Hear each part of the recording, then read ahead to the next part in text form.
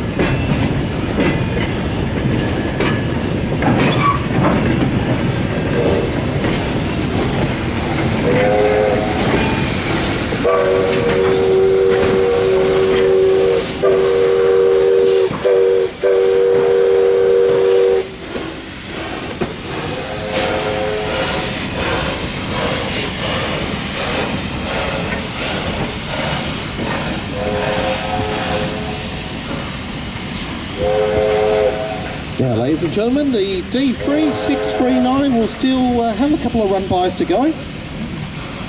Some may be curious about the wagons that make up the freight train consist. Next to the locomotive is a VZWA bogie transport with some very unevenly placed bogies, kind of like the models I put together at home. Following that is a VMAP motor rail, and there are 2 motor vehicles on the top. I'll talk about them on the next run by. This is followed by a D van, a box van, 2 louver vans, and a typical Victorian CP guards van. It's painted in the V-Line livery with the V-Line logos on it, although some of the vehicles date back a little bit earlier than that.